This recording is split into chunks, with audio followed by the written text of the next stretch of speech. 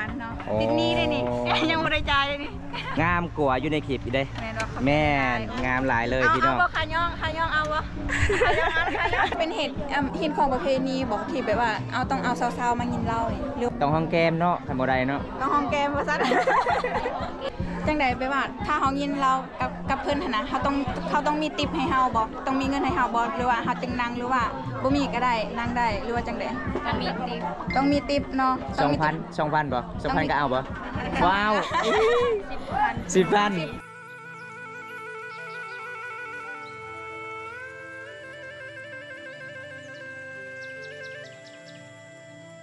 เมื่อหน้าไอซิไปหายเด้องามลายเลยพี่น้องแบ่งกันพี่น้องเลยบ่ลายก็แบ่งกันบ่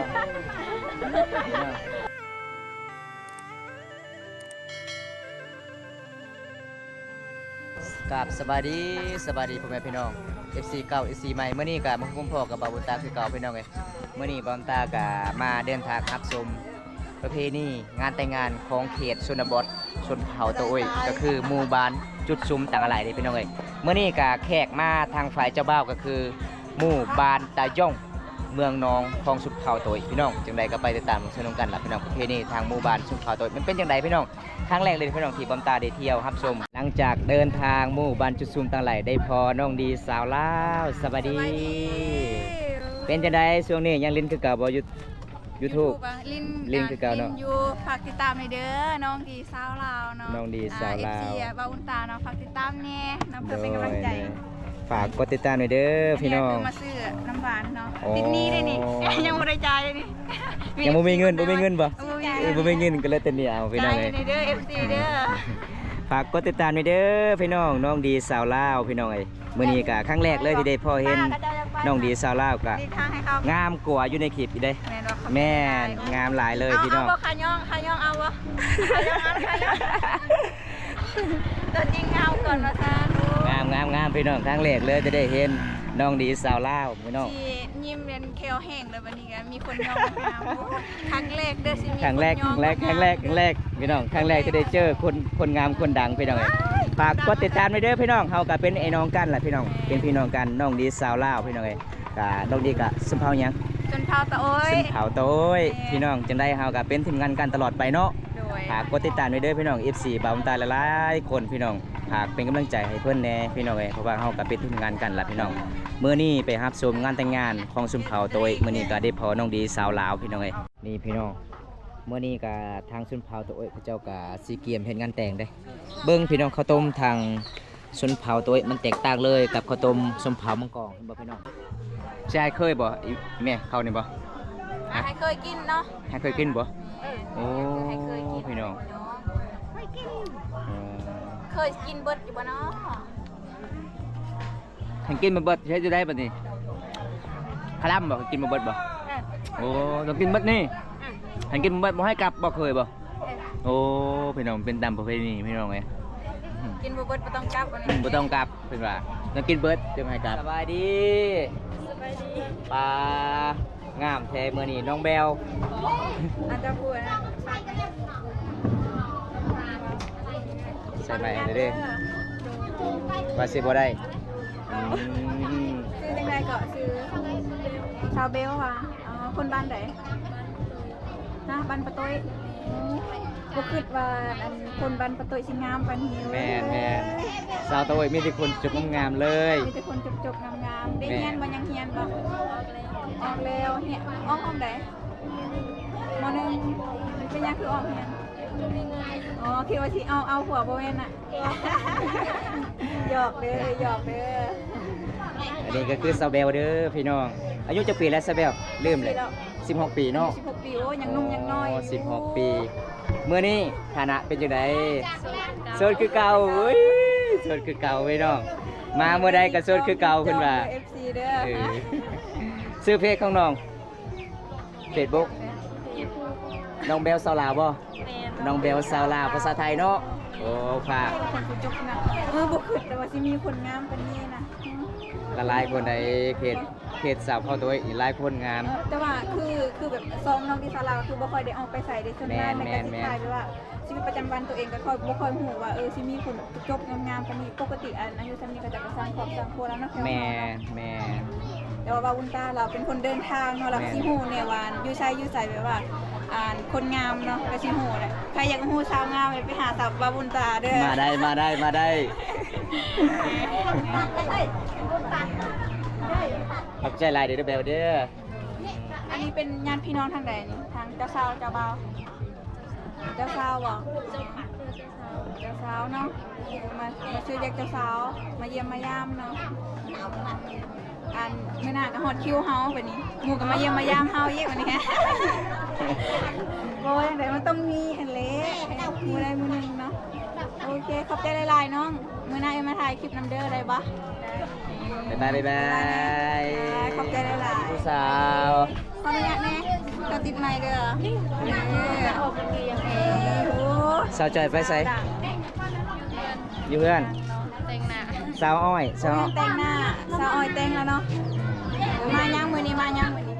มางานดอง มางานดองงูบ่ มาซอยเวียกบ่ เคยเรียกบ่ เมด เอ้ย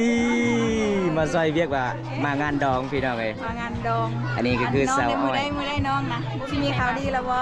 บ่มีใครมา บ่มีแฟนมากใส่บาสิมักผู้บ่าวรุ่นใหญ่ มักเรารุ่นใหญ่บ่ ฮะ เข้าบ่มา เขาบ่มักมีพี่น้องเอ้ย มักรุ่นใหญ่บ่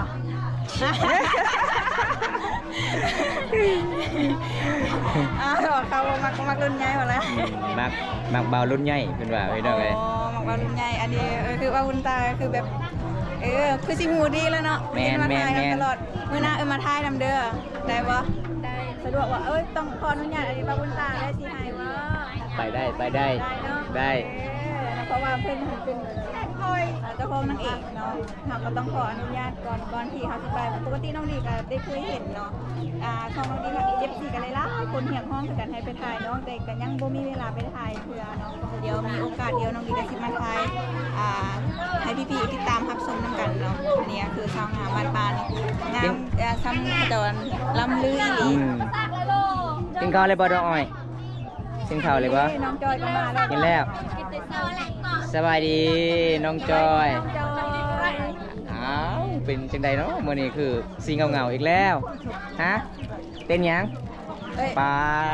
ให้เป็นออกมาพี่กันเลย บ่ยังทานั่นก่อนน้ำหอมอันตัวลอย อันนี้ก็สาวจอยครับผมสบายดีสาวจอยสบายดี เต็มความงามเลยเนาะ มาเมื่อนี้มีแต่คนงามๆสองไอ้น้องยังงามคือเก่าเนาะ ความงามบ่เคยเปลี่ยนแปลงดอก เอาเป็นจังไดคือฮะ แต่ชมเขาเจ้าว่าเลือกเอื้อยเสียดายน้องเลือกน้องเสียดายเอื้อยวันนี้ เลือกเอื้อยสิได้น้องเลือกน้องสิได้เอื้อยไปใส่ก็ไปนํกัน เลือกไผใจก็เจ็บกว่านี้ เลือกบ่ได้แล้วเนาะบัดนี้ ชมมาเพิ่นเว้าอีหลีว่าต้องเอาทั้งสองเลือกไผใจก็เจ็บมันเน้น ปลาซอยเอาเลย นั่นแหละ นี่ครับเพราะว่าซอยกับซอยเวียกเพื่อนพี่น้องเมื่อนี้กับเพื่อนพี่น้องของเพื่อนกับมีงานแต่งงานพี่น้องเอกก็เลยสาวน้อยชาวจอยก็มาซอยพี่น้องมันเป็นตามสุนเผาบรูส่วนบทบันเฮาซอยกันล่ะพี่น้องสาวอ้อยเมื่อนี้คืออารมณ์ดีตลอดเลยเป็นหยัง จะมีตลอด ฮะ เอาคนงามเป็นเรื่องปกติอยู่แล้วเนาะ เห็นผู้บ่าวตัวไอ้ลายบ่คือว่ายิ้มตลอดเลยเมื่อนี้ฮะบ่ เอ้ย บ่เห็น มีคนแบบว่าคือใจอยู่บ่สึกสตาอยู่ว่าคนอันนะผู้บ่าวนะผู้บ่าวตะยงนี่บ่มีบ่ บ่มีเลย บ่มีเลย มีแต่ปากบนตาเลยเนาะสิอ้างปากบนตานี่ บ่มีจักคนว่าซ่าน เป็นหยังเอา สิเป็นยังกัน อ้อยเลยเราจะช่วยที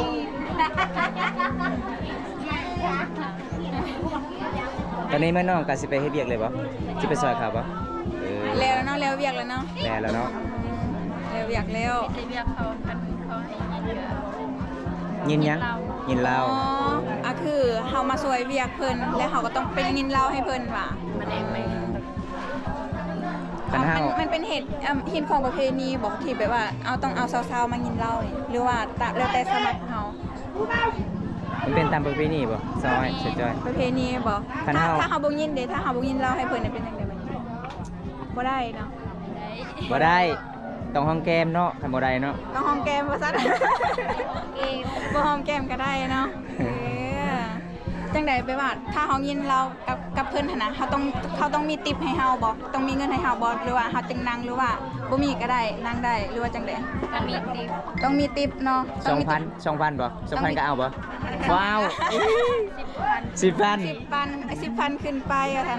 หาแหละพ่อแม่พี่น้องเนาะก่อนที่เฮาสิให้อันเพิ่นมานั่งนำเฮาน่ะเฮาต้องมีติปให้เพิ่นนั่งเนาะเพิ่นจึงได้นั่งเนาะบ่ซั่นก็บ่ได้นะ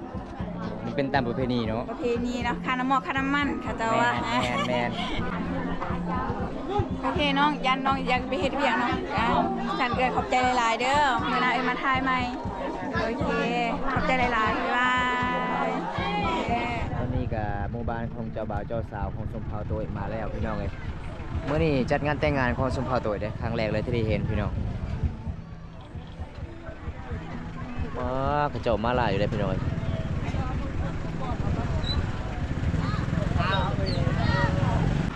วันนี้เป็นงานแต่งพี่น้องครั้งแรกที่ได้เห็นงานแต่งชนเผ่าตัวพี่น้อง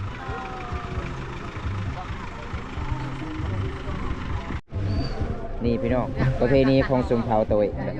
แบบงานแต่งชนเผ่ารูปบ้านเฮาต้องมีหม้อมีถ้วยพี่น้องเอ้ยเห็นบ่เขาเจ้าเอามาหลายๆเลยเห็นบ่พี่น้องไม่เป็นตามประเพณีที่12ของ14ชนเผ่าตัวเด้อันนี้เขาเจ้าก็เอาเก็บเครื่องของก่อนพี่น้องก็จะเป็นถ้วยหม้อพี่น้องสบายดีเจ้าสาว ทำข้าวเจ้าๆแล้ววันนี้ เป็นยังไงเจ้าสาวเจ้าบ่าวมาคือกันบ่มื้อนี้ ใช่เจ้าบ่าวเด้เจ้าบ่าวเด้ เจ้าบ่าวบ่มาอยู่ไสเจ้าบ่าวน่ะ จังเด้มีแล้วจะเมา หม้อตะหม้อเจ้าบ่าวตัวเสือดำเจ้าบ่าวพุ่นกันนี่เจ้าบ่าวนุ่งเสื้อสีดำทรงสีดำก็คือเจ้าบ่าวพี่น้องเอ้ยป้า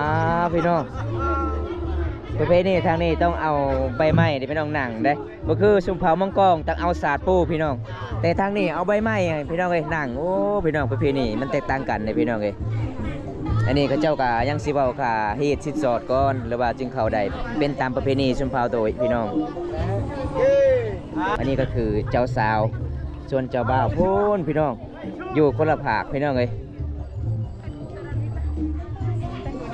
สบายดีมากับผู้ใดมื้อนี้มากับเอื้อยบ่แม่นมากับผู้บ่าวบ่ สาวบ้านใด สาวบ้านบ้านตะยงเนาะสื่อน้องตาคนสวยพี่น้อง งามแท้ มื้อนี้มาหลายคนเนาะมื้อนี้เนาะโอ้พี่น้องอันนี้ก็สาวตาพี่น้องบ่าวตาก็เคยไปถ่ายตลอดเห็นบ่เพิ่นก็มางานดองมื้อนี้พี่น้องก็คืองานแต่งงานนั่นล่ะพี่น้องของสมภาวโดยมันเป็นหมู่บ้านเจ้าบ่าวก็คือหมู่บ้านของสาวตานั่นล่ะพี่น้องอีกมื้อหน้าอายสิไปหาอีกเด้องามหลายเลยพี่น้อง นางเอกดังเลยนี่เนาะกำลังเป็นไวรัล เสียงตัวดังเลยแบบประเพณีบ้านเขาเจ้าต้องมีศาสตร์แบบนี้เด้เห็นบ่ศาสตร์ตัวนี้เป็นศาสตร์ที่เฮาสานมาเองนี่พี่น้องบ่คือหมู่บ้านของบำตาศาสตร์ที่เฮาซื้ออยู่ในเมืองเด้อันนี้จะเป็นศาสตร์ของชนเผ่าตัวเขาเจ้าก็สิมาสานแล้วเขาเจ้าก็สิมาปูแบบนี้พี่น้องมันเป็นตามประเพณีสัญลักษณ์ของชนเผ่าตัวโอ้ยเวลาหมู่บ้านเจ้าบ่าวเจ้าสาวมาพี่น้องต้องมีอันนี้เด้พี่น้องอันนี้ก็จะเป็นเขาเจ้าใส่ยาพี่น้องหรือว่ากินมักแสดพี่น้องแกนคูนเด้มันเป็นตามประเพณีที่12บ้านเขาเจ้าพี่น้องอันนี้เจ้าสาวคือคุณหน้าคุณตาอยู่พี่น้องเคยไปทางไห้น้ำกันตะกี้พี่น้องเอ้ย นี่พี่น้องชนเผ่าตัวเป็นงานแต่งต้องปูสาแบบนี้เด้หลังจากเบาสำเร็จแล้วตามประเพณีเขาเจ้าจึงเขาอยู่ชนหันพี่น้องมันเป็นตามประเพณีพี่น้องแปลกเลยพี่น้องประเพณีทางชนเผ่าตัวพี่น้องครั้งแรกเลยที่ได้เห็นเด้หลังจากที่เขาเจ้าเว้ายังตามประเพณียังบ่สำเร็จกับเขาบ่ได้พี่น้องเอ้ยว่าสำเร็จก่อนจึงเขาได้ทั้งหมู่บ้านได้หลังจากที่ว่าสำเร็จแล้วต้องอยู่บนตุ่มน้อยๆล่ะพี่น้องมันเป็นตามประเพณีที่12ของ14ชุมเผ่าตัวพี่น้องมื้อนี้กับผู้สาวหลายๆคนมาพี่น้องเป็นงานแต่งงานคนชุมเผ่าบรูเขตเผ่าตัวเมืองน้องพี่น้องบรรยากาศในหมู่บ้าน จุดซุ้มต่างอะไรพี่น้อยมื้อนี้กับผู้สาวหลายๆคนเลยแล้วพี่น้องพระเจ้ากัสิเข้าแล้วพี่น้อยเป็นตามประเพณีพี่น้องเห็นบ่นี่อันนี้ก็เพิ่นเอาดาบเด้เป็นตามประเพณีพี่น้องเจ้าสาวก็มาก่อนเลยพี่น้องหลังจากที่ค่ะ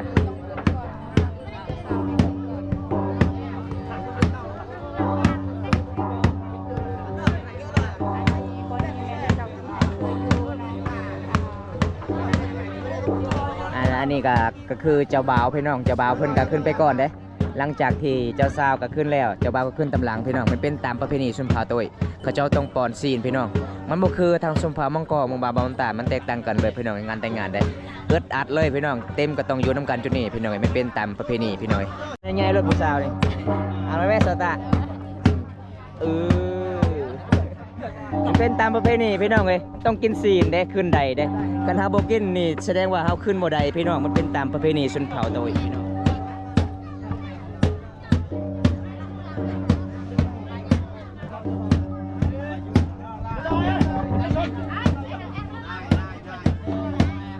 ครั้งแรกในชีวิตพี่น้องที่ได้เห็นงานแต่งงานของชนเผ่าตัวพี่น้องเอ้ยชนเผ่าตัวเมืองน้อง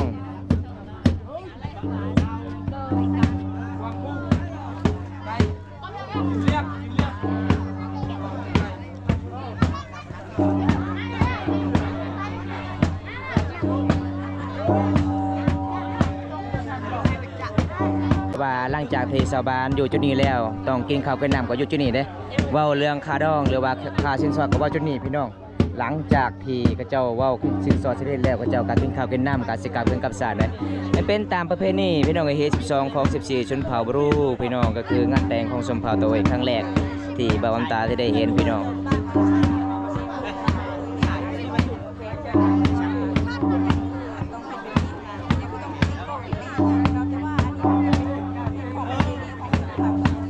เป็นนี่แหละพี่น้องของงานแต่งชมเผ่าโดยพี่น้องหลายๆคนแนมเบิงพี่น้องแบบเคยมาพี่น้องโอ้แปลกเลยพี่น้องครั้งแรกที่ได้เห็นประเพณีทางแบบนี้พี่น้องอันส่วนเจ้าบ่าวพูนอยู่โซนนั้นพี่น้องส่วนเจ้าสาวอยู่โซนนี้พี่น้อง